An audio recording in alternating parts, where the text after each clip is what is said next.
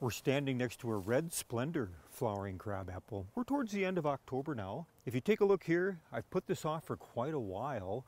I'm now starting to have a heck of a time mowing under this thing. And I don't mind this tree having lower branches. I actually kind of like the effect, but you hit a certain point where you can just no longer manage it. I'm not interested in doing any kind of landscaping under this tree because I've already got a really large rock bed right next to it. So I'm going to leave it turf, and we're going to go ahead and we're going to do some pruning cuts. We'll be using probably 3 different tools. The FELCO pruners, that's going to work for a lot of the smaller twigs. The Loppers, that's for the medium-sized branch. And if we get into some of the bigger ones, we're going to use a nice sharp pruning saw. That first cut's always the toughest.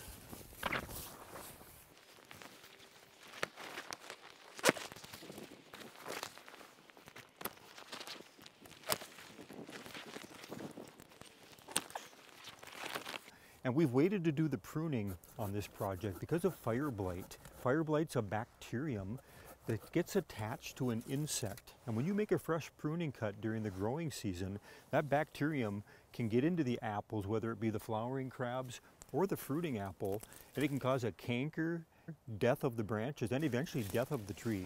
So now that it's cooled down, we shouldn't have any insects to worry about or the bacterium. It should not be active. Another reason it's kind of nice to wait to do this when it's cooler in the fall. I've got some heavier clothing on.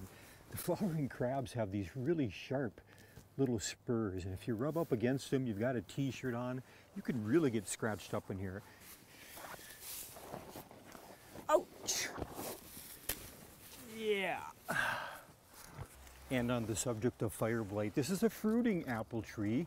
Get a lot of suckers with this every year, because this is also susceptible to that Fireblight. Wait till we get into late fall, get those suckers pruned back, or you can do it middle of the winter too. It is a jungle in here. Hence the reason I've put this off for over 10 years.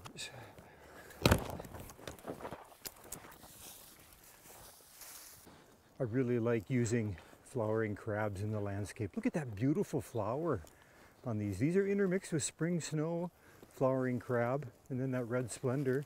We'll also be spending some time cutting back these water sprouts. They're just going to be branches shooting straight up. Eventually you'll get that crossing and rubbing. So we'll get them out of here while they're small. I'm not sure why they're called water sprouts. We'll get cleaned up here, some of these branches, do a final tour and see if we like our finished product. Pretty good brush pile there in a short period of time. So if you ever set out to do tree pruning, you've got some disposal to take care of, even on a smaller project like this. But yeah, I like how this turned out. We've got those branches lifted up just enough where it's not going to be so hard to mow under it, but I've still got that effect I like where they're kind of draping or almost a wilting effect to the ground. But there's another one right across the driveway. Red Splendor, just amazing amount of low branches again. So one more to go, but we'll let you go. Thanks for watching Garden Hike. We'll see you again next video.